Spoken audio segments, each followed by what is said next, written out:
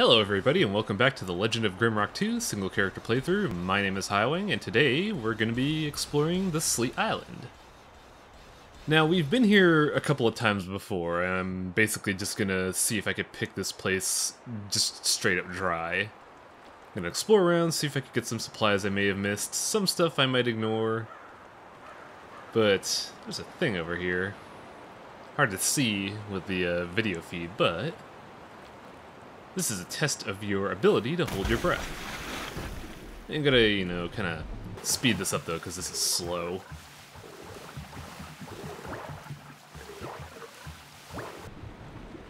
But once you hold your breath long enough, you get a skull and an antidote. I didn't know that that was an antidote. I thought it might have been something useful, but eh. So we'll just leave, oh, what the hell was that Shakespearean name? York. We'll leave York there as I take a nap. Because yes, taking naps prevent lung damage. Now I had a YouTube comment ask me if I could use the essence of fire as a torch, and I was like, huh, that would make sense. But it doesn't, so that's actually really unfortunate.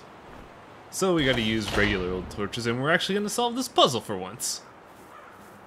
Now this is kind of an interesting thing, because as I mentioned before, my first playthrough of this game was really disorganized.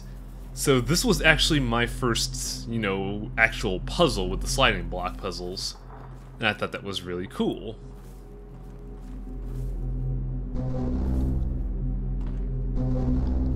This puzzle teaches us that we have to move stuff around before we could actually complete the puzzle, In order to open that gate, we need to clear a path so that receptacle could get stuff. But there's a more important thing to get here.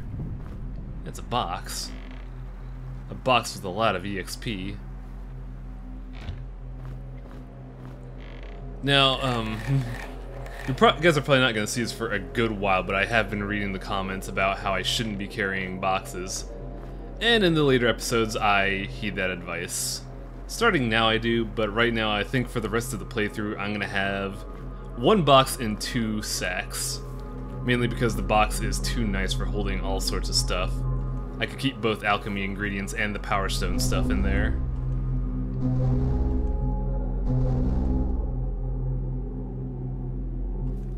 Sitting here trying desperately to figure out how to do this. Because I never solved this puzzle. Once I figured out the river shortcut, I just said, fuck it, I'm never gonna solve this puzzle again. But I figured, just this once, maybe I could use the supplies here. And I was kinda right. All that food was really helpful.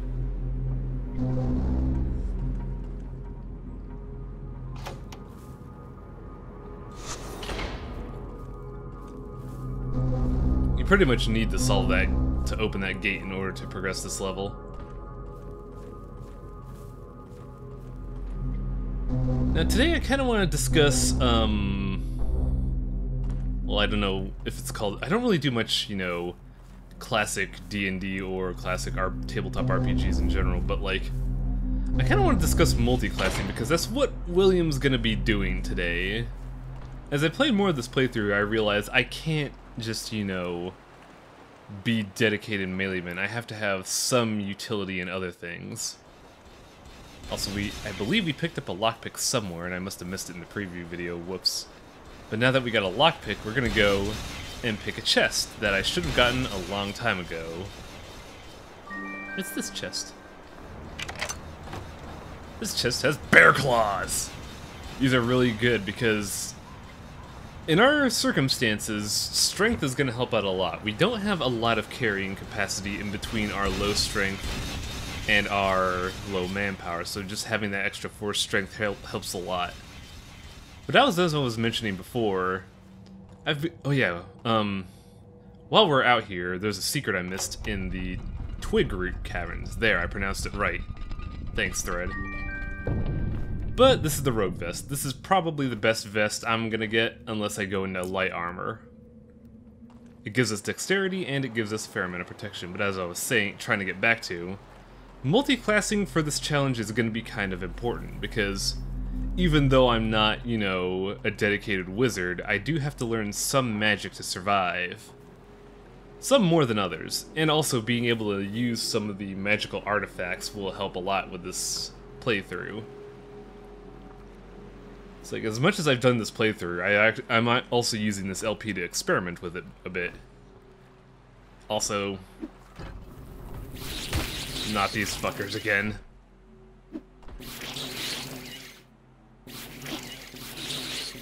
Look how I just keep missing. This is garbage. I would say fire magic makes this a lot easier to deal with, but I don't know if I want to put magic into fire, or levels into fire. Luckily I still have the backbiter, and it will do some work.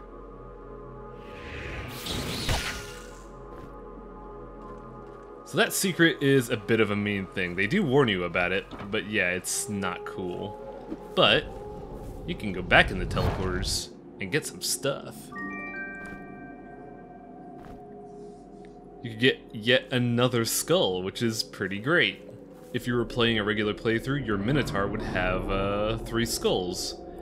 And I believe in this game, skulls give you strength, so you'd have a lot more from those skulls than anything else. As for everything else, we don't really care about anything else here. But there's a switch here that reactivates those teleporters. Now, I know there's a secret that we could get to, but I spend a good 20 minutes being stubborn about it, so let's just kinda, you know, do it the right way. There's more than one teleporter, you know. The fastest one to get to is around here if you throw this rock.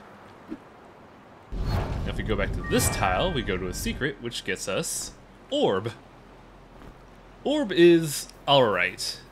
I'm mainly going to use it as a conduit, but it has a good, like, backup ability of shooting a thunderbolt, which I actually use way later in the LP. Also, fuck. Left a golem behind. There's no ladder down, so I gotta walk all the way back. Get me some fishies. Now, I don't know... I know there's one way to attack these things. There's a spear that we get way later in the game that allows us to attack anything underwater. But I don't know if another spear will allow that. Like, you could get the Zarkon spear itself. It's something you get from a treasure chest, but there's another spear in the game that I think will allow us to attack underwater. I'm just not 100% sure.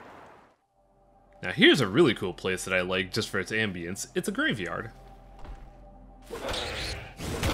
Also, I'm keeping these fights in because they go by really quickly. Like, it would take more time editing them out than just, you know, leaving them in there. And it also helps to show just how powerful this stupid Moonblade is.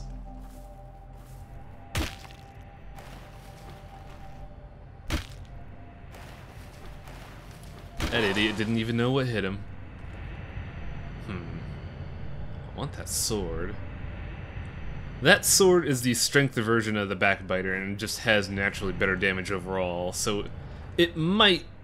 I'll probably get it later in the game just to replace the thing. But here, we're gonna see why Scabs was sent to prison. Grave robbing doesn't help, kids. This is a zombie. It just, you know, does what zombies does, and this zombie is unusually patient. They have a fair bit of HP, but they're also incredibly stupid. You could just, you know, kite them around. They can't do shit.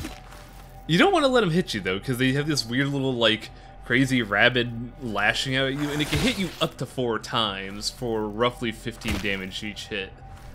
And that hurts. Not gonna lie, there are some circumstances where I get, you know, mauled to death.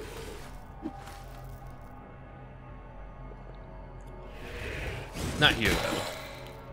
Here I have enough room to just float around and, you know, do stuff. That's an interesting puzzle that we don't know how to do yet. And I'm not gonna lie, I still don't know how to do it. It's kinda dumb. Oh, nice. These graves will give you random drops. The drops are never the same, but they also come from a set pool. And they're usually like starter gear. And there we got some leather gloves, but we have bear claws, so who cares?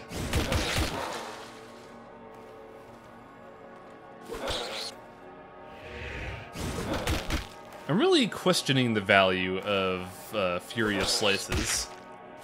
As I mentioned before, it does less damage, but you're hitting more at once, so if you hit all three, it's an overall gain. Plus, there's crit hits to factor into. But it just takes so long to prepare, and the cooldown is so long that I really can't say if it's worth anything or not. Ooh, anti-venom. So I'm coming here mainly because in the back of my mind, I'm thinking there's a treasure chest here, and I know the treasure's shit, but I could use it as a storage spot for when I come here later. But a friend of mine commented on YouTube and mentioned that mimics actually have a set spawn pattern that I wasn't aware of. Like, I thought certain chests would always be mimics and certain chests won't be. I know for a fact that they're not random because there's always one mimic out there that starts this pattern recognition. Also, this grave is kind of dark. Freedom at last for slaves. At the very least, these slaves provide me with something good. They gave me food. Especially the cheese. Cheese is great because I get willpower. Why?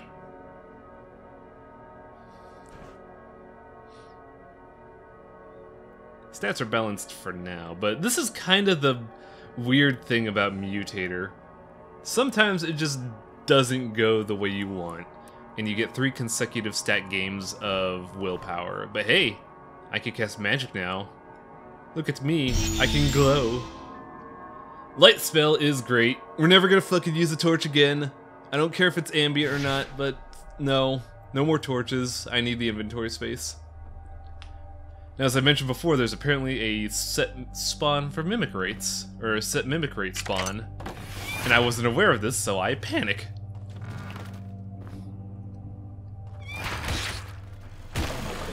That kinda harshed my buzz because I really wanted to use that treasure chest for storage. Because it doesn't really have anything good. And this is me just getting frustrated. Nah. Now, I'm gonna spoil this right now. There is a bit of truth to that mimic spawn rate, also protection. This is kind of why I want concentration too, because while protection won't save your life, it will give you that extra bit of buffer zone to make things survivable.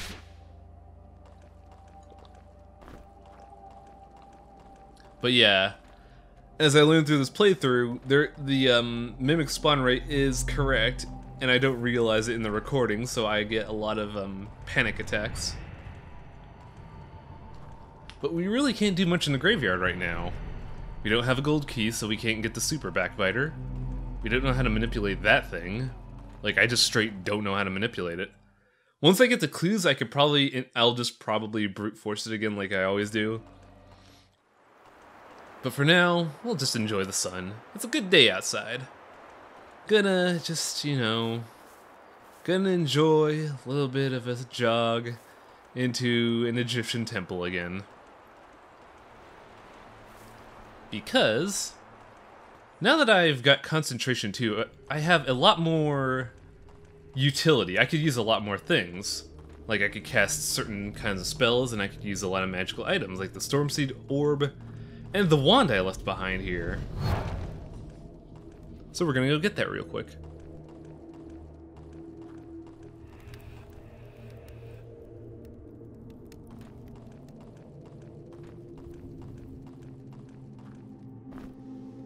It's the Wand of Fear. Now, the Wand of Fear is weird. It's not a magical conduit. If you try to right-click it to cast spells, they'll just use it like a club. But it has the unique ability of, a Skull Cloud. Now, that Skull Cloud, if you've seen the LP up to this point, you'll notice that some enemies do kind of like a retreat thing. Wand of Fear will proc that instantly. However, it's not guaranteed, and I'm pretty sure some enemies have an immunity to it, as we'll see later this episode. Now, I'm also looking for another secret that at the time I didn't realize is not something I want to go to, because I thought this was going to be a dexterity amulet. Now, it's got some use. It provides a lot of shock resist, but it's not dexterity, which really frustrates me. We also got some lockpicks.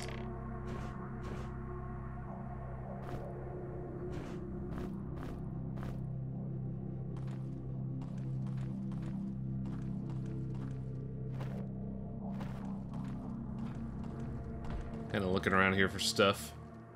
I was thinking maybe, just maybe, there's another secret for that dexterity amulet. I'm not going crazy. No, sir, but I am. I should have done my research beforehand. Oh well. We got the one to fear, though, and we're totally gonna test that out. I'm gonna put the fear of God in some people I eat. In fact, I know who exactly I'm gonna put the fear of God into. There's a guy that's just lurking about just outside. That motherfucker's gonna pay. Also, kind of showing off the storm seed oil. If you notice, it has charges, much like in Grimrock 1. There are artifacts that just have a set charge rate. And I believe in this game you can recharge them. But, if you remember this secret... Yeah, I couldn't see that secret at night, which was kind of frustrating. So we're gonna go down here and get us another coffin. Because this Zarkon is gonna drown us to death. Now what I should have done here was taken a fish and eat it, but I was being stubborn about my EXP. So now we're gonna pay for it.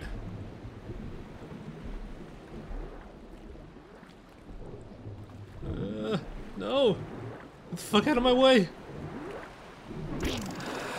Okay, dry land. Time to see what our treasure is. We got Mirror Curious, which is good light armor, and a Willpower 1 necklace. Get that shit out of here. Like, why do I need a Willpower 1 necklace? I have one that gives Willpower 2 and Shock Resist. Bye.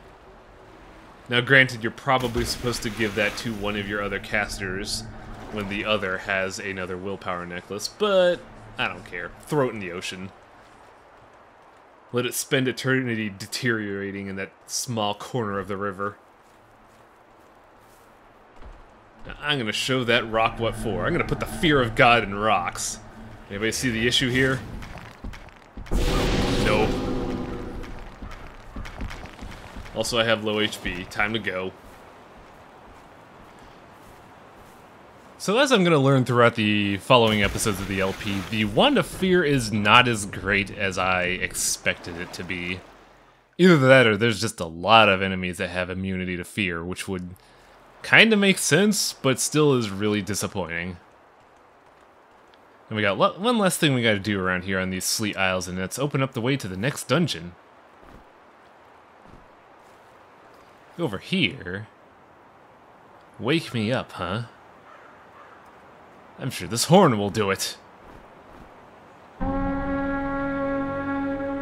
What, really? Wake the fuck up, statue. Ah, okay. I need that horn. So I don't know how this puzzle's supposed to work? I distinctly remember the first time I played this game, and during my practice playthrough, that just using the horn worked. But apparently I'm just supposed to belt it with something and then it wakes up. But yeah, now we've opened up the area to the next... We've opened up the path to the next area. After I enjoy a little bit of snackages. I'll see you next time when we head to... Oh my god, I don't remember this area. This is a set of ruins that leads to Hamlet of Stormbreach, but I don't know the name offhand. I'll probably put it in the description because I'm dumb. But yeah, I'll see you guys next episode. See you then.